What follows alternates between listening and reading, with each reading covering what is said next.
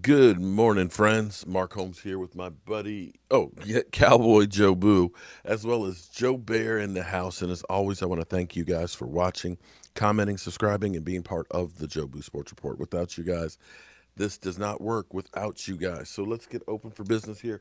Let's wake up the football gods. Wake up here, guys. Wake up. You know,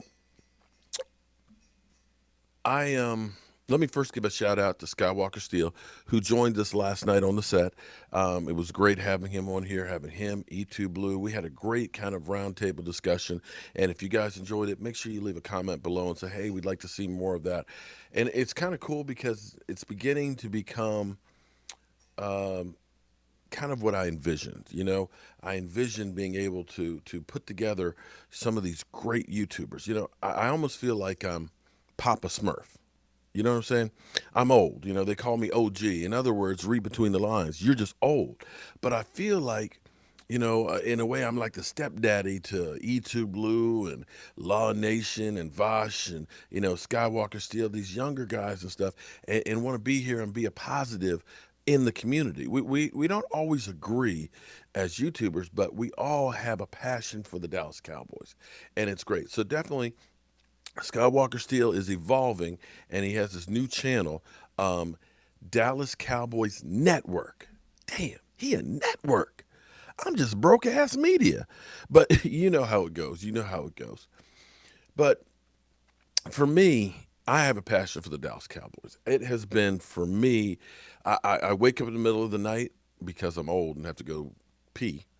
But I wake up middle of the night, I'm checking the wires, from NFL.com and Bleacher Report and Yahoo Sport. I'm plugging into all this stuff. Or sometimes I'll wake up in a cold sweat and I'll have an idea and I'll start doing research on the numbers and things. And when I wake up, I'm excited because I've got my wonderful wife and partner right next to me. And I'm getting ready to come down here to talk about my Dallas Cowboys and football. And this morning, I got an email from one of you great fans out there, one of you great supporters, that actually summed up some of the emotion that I have. Let me pull it up real quick here.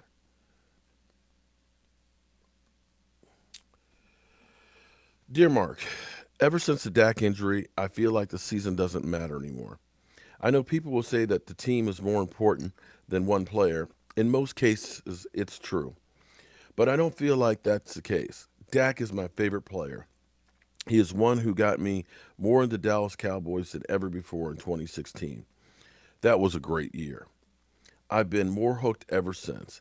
I would always support him on the internet whenever they talked crazy about him. Now I don't really need to because Dak has improved more than any other quarterback in his class.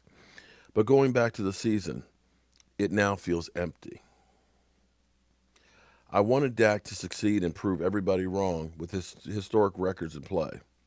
If the defense played like they were supposed to, then we would have been undefeated right now. He's 100%. That sums up a lot of the emotion. It feels like a lot of the life went out with Dak Prescott going out.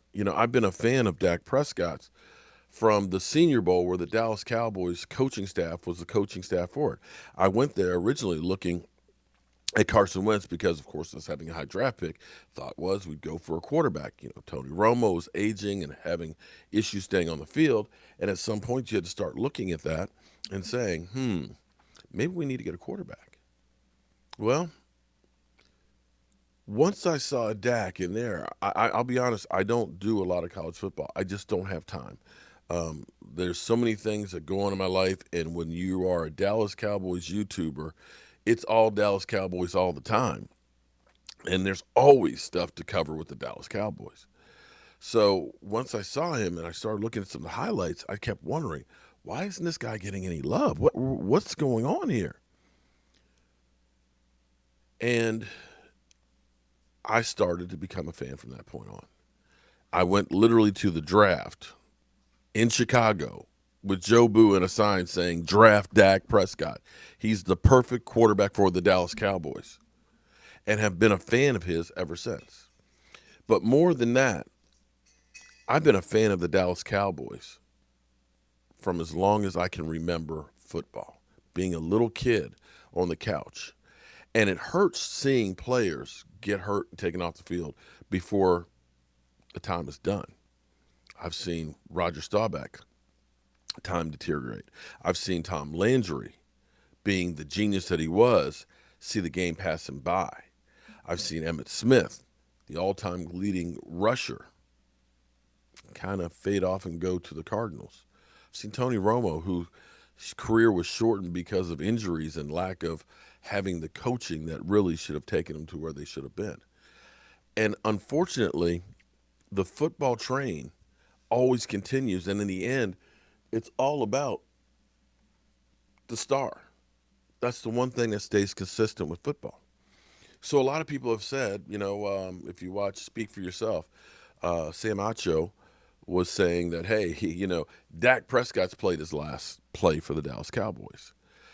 Because the Cowboys more than likely will end up having like an 8 to 12 draft pick, and they'll have an opportunity to go ahead and draft a quarterback and replace them. On Twitter, I had people saying, how about we trade Amari Cooper to the Jets and get Sam Darnold, or, forget that. Let's just keep Andy Dalton and let Dak walk. And that's the thought for a lot of people. And the first thing you have to say is this injury isn't a career-ending one. Darren Sproles broke his leg his second year and ends up being a great player throughout. You saw Allen Hurns break his in the playoffs and start week 1 in Miami. It's not a career ender. But the question is do the Cowboys pay Dak Prescott, 35 plus, or franchise tag him a $38 million contract, or do they say, let's draft somebody else and start over? Now, that's an interesting take to take, because you can look and say, well, we draft a young quarterback, we can save, $36 million on the cap. We can spend that on the defense. Well, I'm here to ask you, when does just throwing money at a problem fix it? Generally speaking, the way teams are built is through the draft. And if you take a commodity like Dak Prescott and just literally let it walk out the door, and then have to use draft capital to replace that person, you're behind the 8 ball. The Washington franchise did that with Kirk Cousins. They had a guy who could play. They let him go with nothing in return. They turn around and spend a first-round draft. They go through and sign a veteran who gets injured, get on the hook for $73 million for 3 years, and he just came back and played for the first time since his injury. Then they turn around and they spend a number 1 pick on Haskins, who they sent home before the game. They're in quarterback hell. They let a commodity walk. They use draft capital. They use cash and throw it at it, and they are in quarterback purgatory. And just drafting a quarterback, let's go back through. To understand how fortunate the Cowboys are, or were, when you think about the Cleveland Browns year after year after year drafting quarterbacks in the first round, still not sure that Baker Mayfield is one. Remember, they had Johnny Manziel, a guy that Jerry Jones wanted to get. Fortunately, the draft card got snatched away from him. Can you imagine if we had drafted Johnny Manziel? In the draft with Dak Prescott, it wasn't that the Dallas Cowboys were shrewd and they knew all along that we can get a great quarterback in the 4th round. Oh, no. They were thinking, well, we can't get Carson Wentz. Let's get that franchise running back. And, let's see if we can trade up, and get a guy. Because we wanted to get Paxton Lynch. Can you imagine if the Dallas Cowboys had drafted Johnny Manziel or traded draft capital to move up to get Paxton Lynch? Where would this team be? Not that the team has gone very far, but at least we've had excitement. At least you could look for the most part and say, we got a lot of problems, but quarterback isn't one. But let's just go back through the quarterback class. And I want you to think about this because, everybody's like, go for Joe. You got Joe Burrow out there that was incredible and everything else. For every one of those, there's, I can't remember his name, with the Cardinals that they drafted number 1 that they said, oh, man, he's a pro quarterback. He's the guy. And after a year, they traded him for a ham sandwich to Miami, and Miami can't even trade him for a potted meat sandwich. You remember guys like Jamarcus Russell, you know, Young. There's so many quarterbacks that we all think are going to be great, but don't. But let's just go back through. This was the beginning of last year. The 15 quarterbacks that were drafted in 2016, Dak Prescott's year. As they put it, the tier one quarterbacks from that draft, Carson Wentz, Jared Goff, and Dak Prescott. They had Dak at third beginning of last year. I can honestly say, well, that's the top three. You can argue about their position in there. I will definitely say Dak is above Carson Wentz. Carson Wentz really had one good season. And forget the stuff that, well, Carson Wentz don't have anybody, because we said that, Dak Prescott should be elevating people in 2018. But you can look at from 2018, 2019, 2020, Dak's going uphill. Right now, Carson Wentz, from that 2017 MVP season, as they like to call it, his numbers have consistently gotten worse. In fact, his numbers right now are so bad, they're worse than his rookie year. He's regressed. Jared Goff, his rookie year, wasn't real good. People kind of questioned whether or not he could even be an NFL quarterback. He got a great coach that realized what he does well and puts him in positions to succeed. But you can look and say he's not exactly the greatest quarterbacks out there. But regardless, those three are definitely the best three from the class.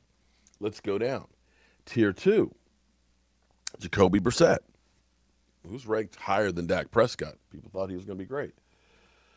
Jeff Driscoll, Nate Sudfeld, Cody Kessler.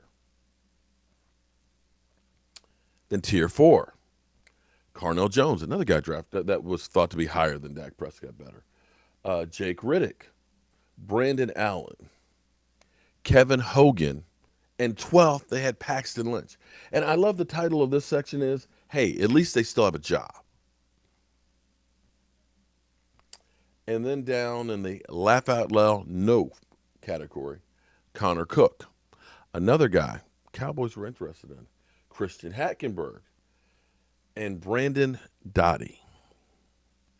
So out of all of that, out of all those 15 quarterbacks that were drafted, only 3 have actually continued to have starting jobs. Your odds of finding a franchise quarterback are slim and none. The Cowboys getting Tony Romo as an undrafted free agent, getting Dak Prescott in the 4th round, are literally like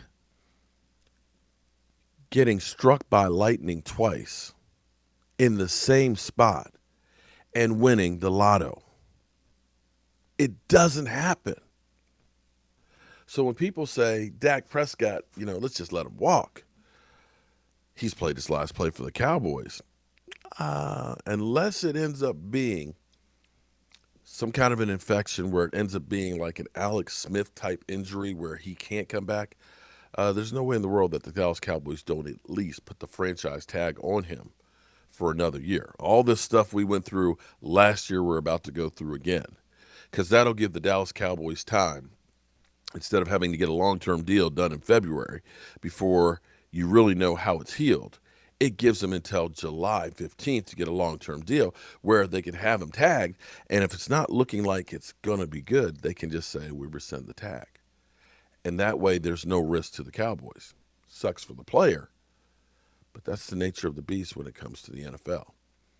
But Dak Prescott will be okay. All right, y'all.